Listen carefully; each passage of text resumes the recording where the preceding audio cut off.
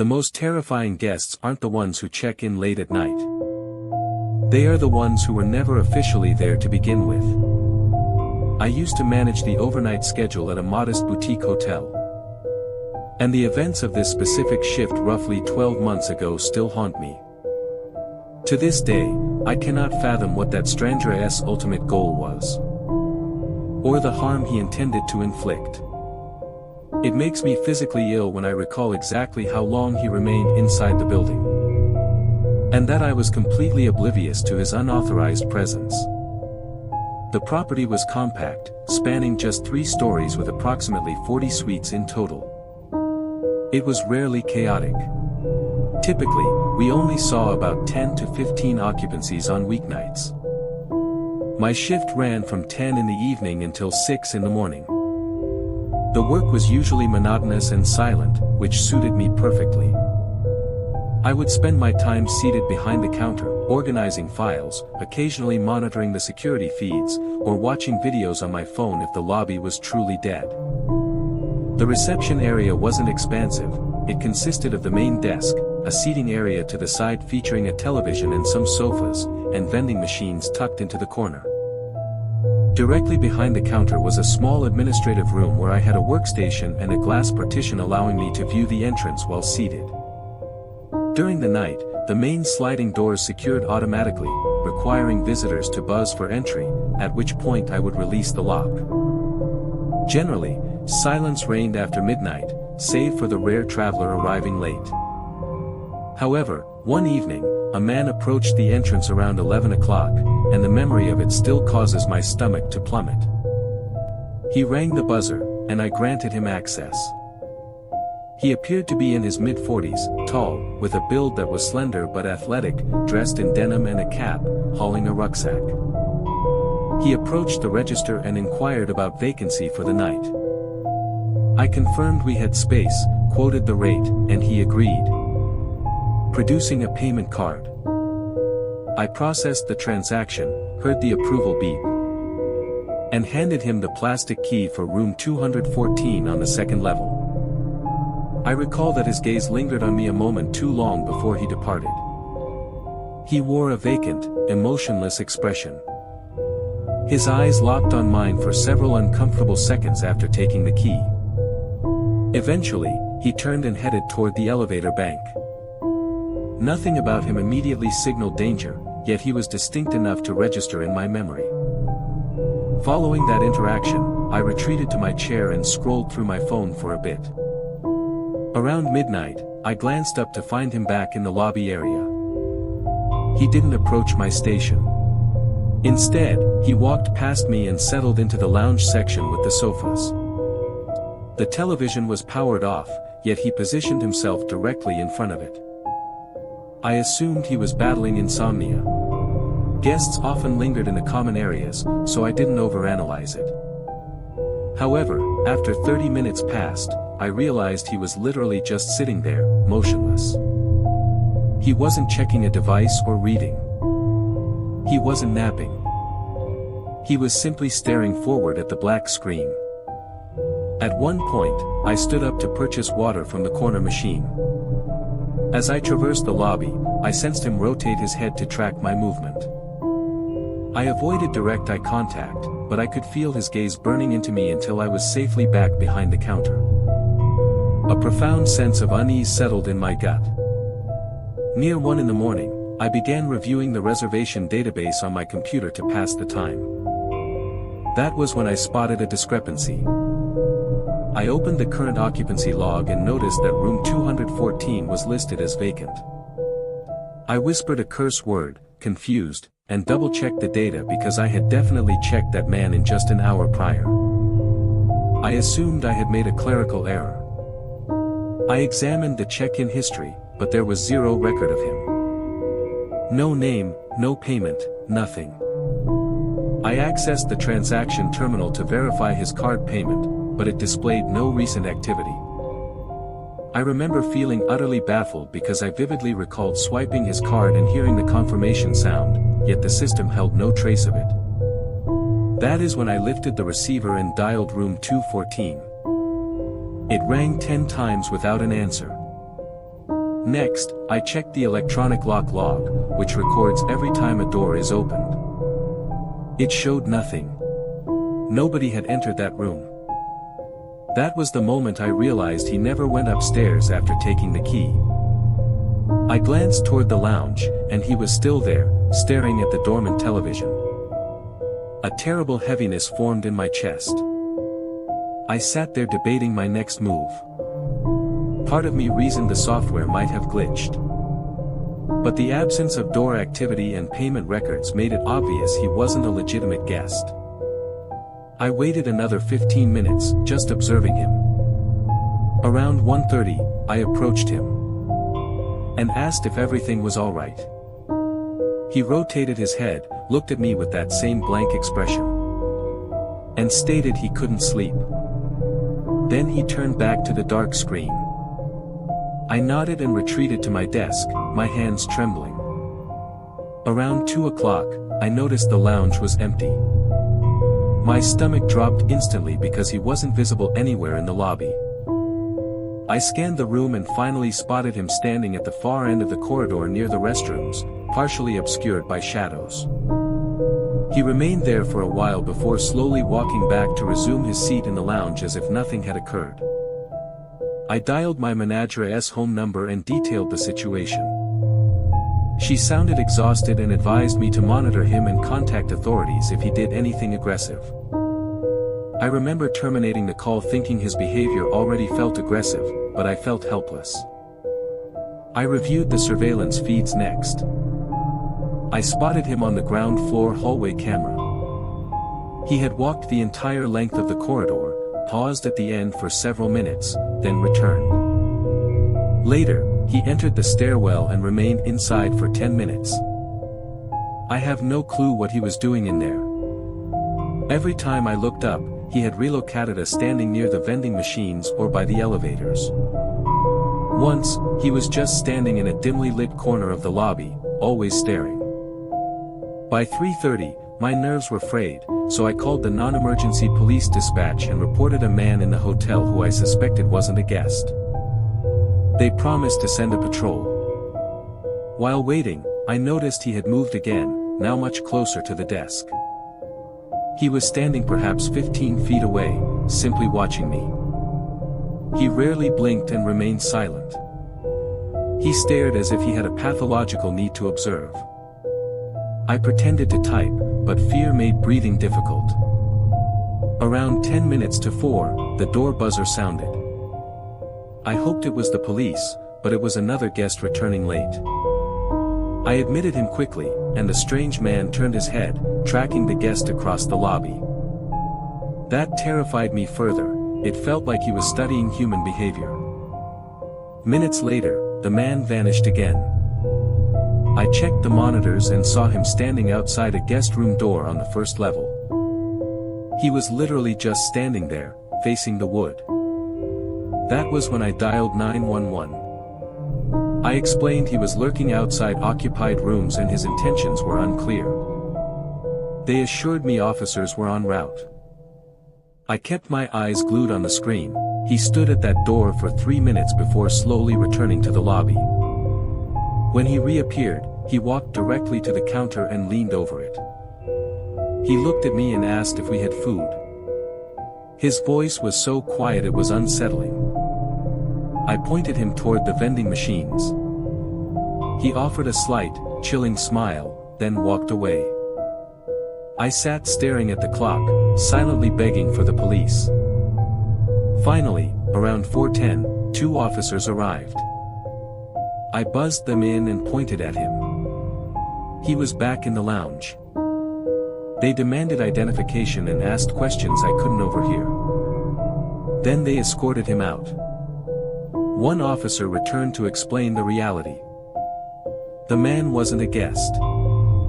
The credit card was stolen, and he had no luggage or reservation.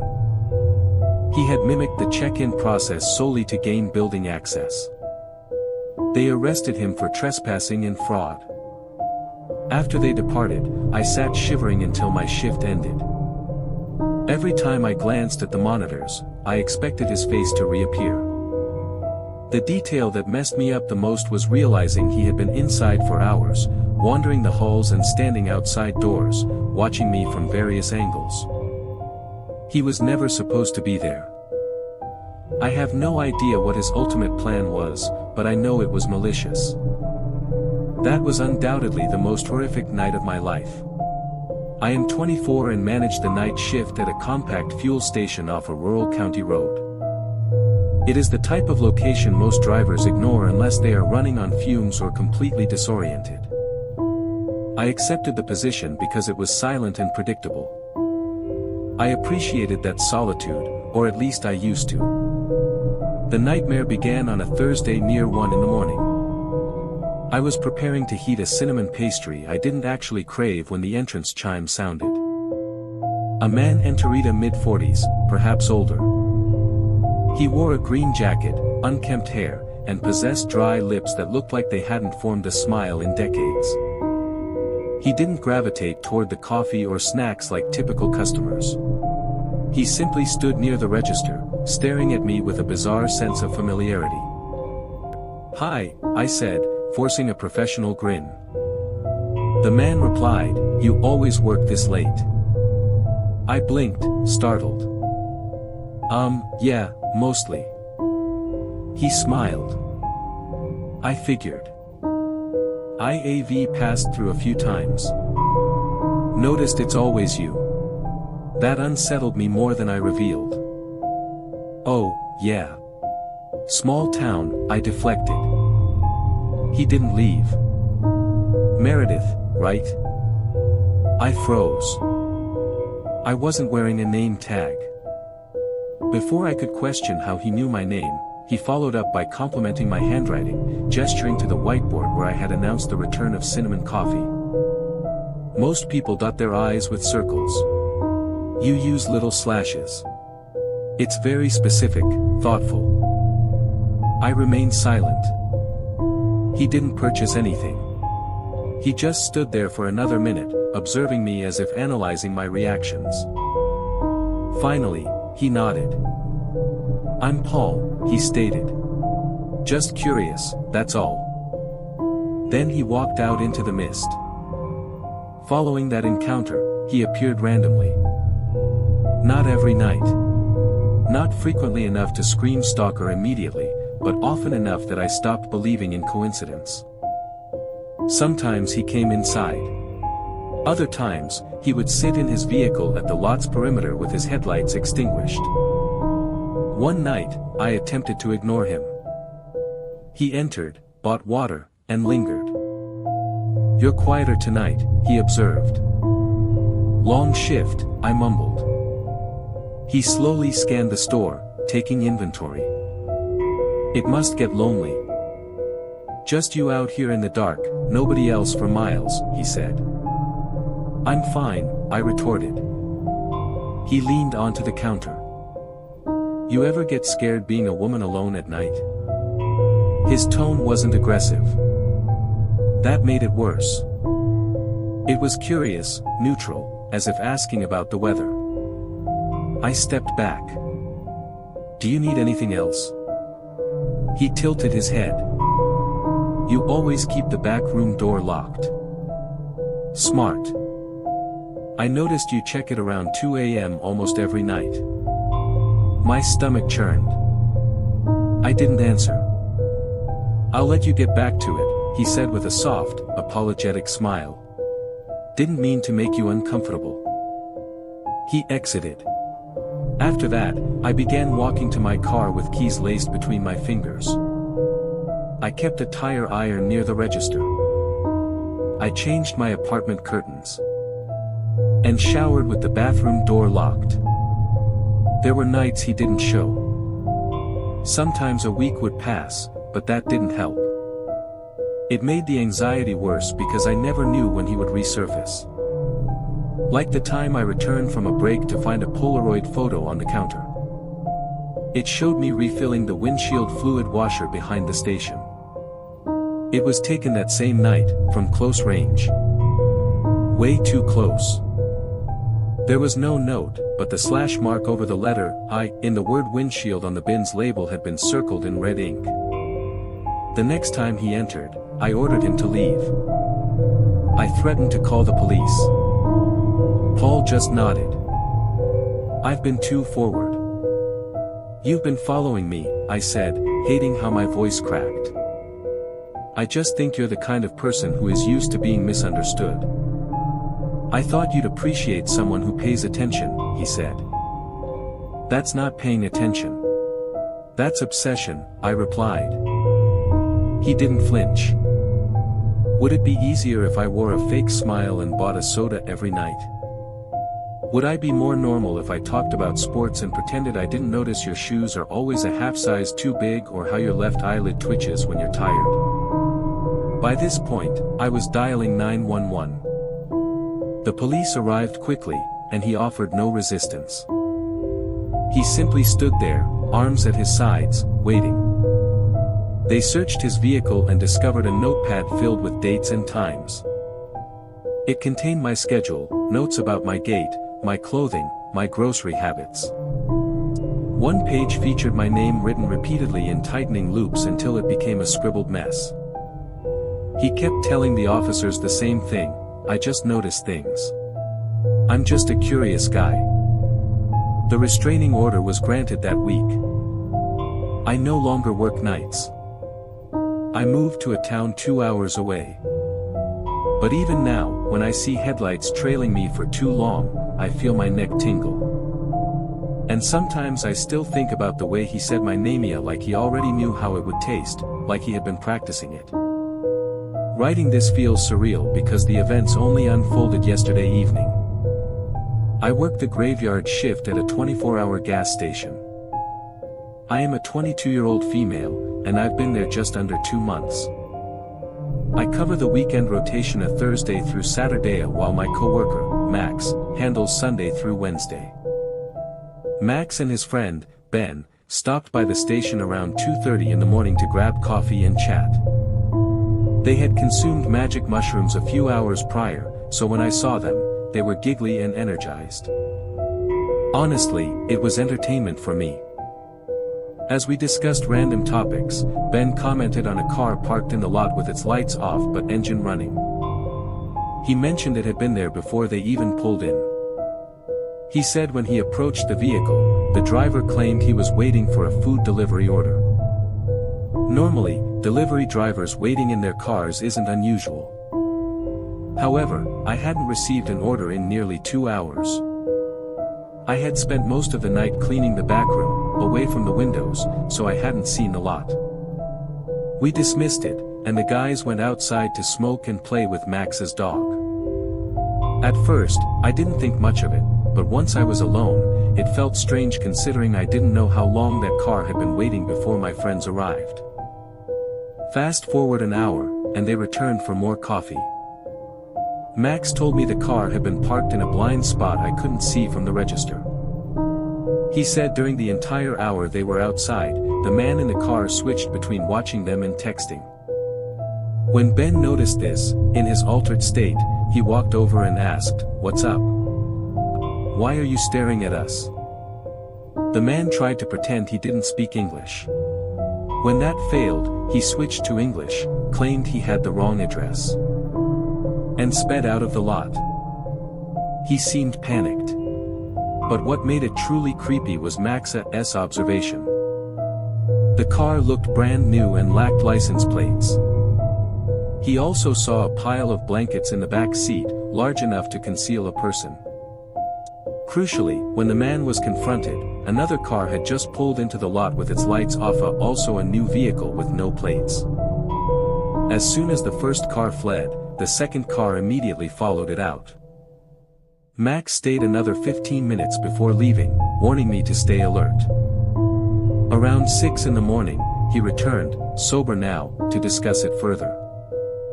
He admitted the guy was acting incredibly suspicious, constantly checking his phone and watching the entrance. We both concluded that if my friends hadn't been there, the scenario could have ended differently. I don't know if it was coincidence or if those two cars were coordinating a plan to target me once I was alone.